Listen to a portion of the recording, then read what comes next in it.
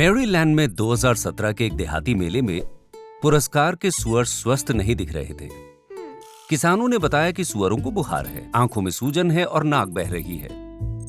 पर जहां मेला अधिकारी सुअरों को लेकर चिंतित थे, वहीं मैरीलैंड स्वास्थ्य विभाग कुछ अस्वस्थ लोगों के मेले में आने को लेकर चिंतित था। कुछ ने सुअर पाले थे, वहीं कुछ अन्य उनके बाड़ों के बस करीब रहे थे। पर जल्द ही इन 40 लोगों में स्वाइन फ्लू होने की पहचान हुई। अधिक मामलों में अस्वस्थ पशुओं से मनुष्यों को संक्रमण नहीं होता, पर जब होता है तो संक्रमणों में जानलेवा महामारियों का सामर्थ्य होता है। ऐसे संक्रमणों को पार प्रजाति संक्रमण या वायरल पोशीकूद कहते हैं। तो एक प्रजाति के रोगजनक किसी अन्य प्रजाति को कैसे संक्रमित कर देते हैं, और ये पोशीकूद इतने खतरनाक क्यों होते हैं? वायरस एक प्रकार के जैविक परजीवी हैं जो लगभग सभी प्रकार के जीवों को संक्रमित करते हैं। जीवित रहने और प्रजनन करने के लिए उन्हें 3 चरणों को पार करना होता है: किसी संवेदनशील होस्ट या पोषी से संपर्क, संक्रमण करना और अपनी प्रतियां बनाना, और अपनी प्रतियां अन्य जीवों तक पहुंचाना। उदाहरण के लिए आइए मानव इन्फ्लुएंजा पर एक नजर डालें।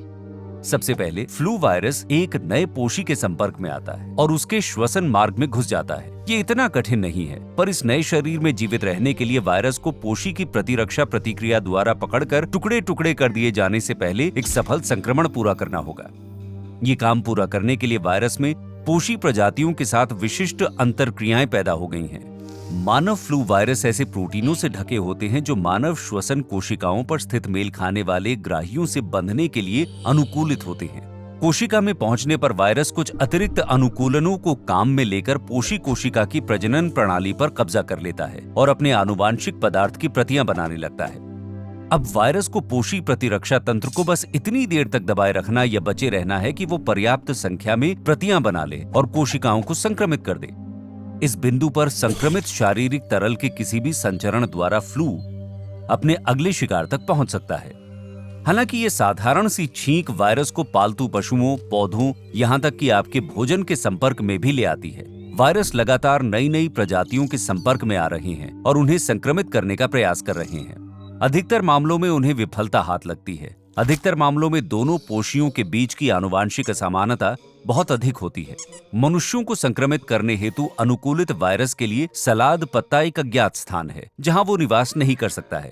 पर वातावरण में ऐसे वायरस भी बहुत अधिक संख्या में विचरण कर रहे हैं जिनमें नए पोषियों के संपर्क में आने की क्षमता है।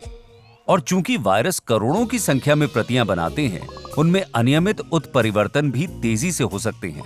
अधिकांश उत्परिवर्तन प्रभावहीन होते हैं, कुछ तो हानिकारक भी होते हैं, पर उनमें से कुछ एक वायरस को नई प्रजातियों को बेहतर ढंग से संक्रमित करने की योग्यता दे सकते हैं। इस विनाशकारी जेनेटिक लॉटरी जीतने की संभावना समय के साथ बढ़ती है, या यदि नई प्रजाति वायरस के सामान्य पोषी की निकट संबंधी हो तो भी ये संभावना अधिक हो जाती है। किसी अन्य स्तनधारी के प्रति अनुकूलित वायरस हेतु किसी मनुष्य को संक्रमित करने के लिए मात्र कुछ भाग्यशाली उत्परिवर्तन पर्याप्त हैं, और आनुवांशिक आधार पर हमारे एक निकट संबंधी चिंपैंजी के प्रति अनुकूलित वायरस को तो शायद ही किसी बदलाव की जरूरत पड़े।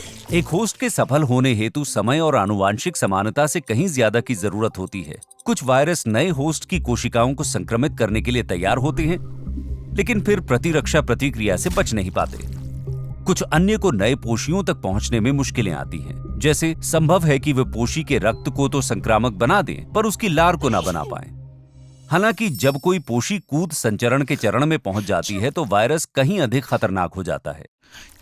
अब 2 पोषियों में पलने वाले वायरस के उत्परिवर्तन करके एक अधिक सफल वायरस बन जाने की संभावना दोगुनी हो जाती है, और हर नए पोषी के साथ पूर्ण विकसित महामारी की संभावना बढ़ती जाती है। वायरस विज्ञानी लगातार ऐसे उत्परिवर्तनों की तलाश में रहते हैं जो इन्फ्लुएंजा आदि वायरस की पोषी कूद की संभावना बढ़ा सकते हैं। हालांकि अगली संभावित महामारी का पूर्वानुमान लगाना एक बड़ी चुनौती है। वायरसों में विविधता बहुत अधिक है और उसे हमने समझना अभी बस शुरू ही किया है। शोधकर्ता इन रोग जनकों की जैविकी का अनथक अध्ययन कर रहे हैं और नए प्रकोपों की फटाफट पहचान के लिए जनसमूहों पर नजर रखकर वे इन जानलेवा रोगों को रोकने के लिए वैक्सीन और नियंत्रण प्रोटोकॉल विकसित कर सकते हैं।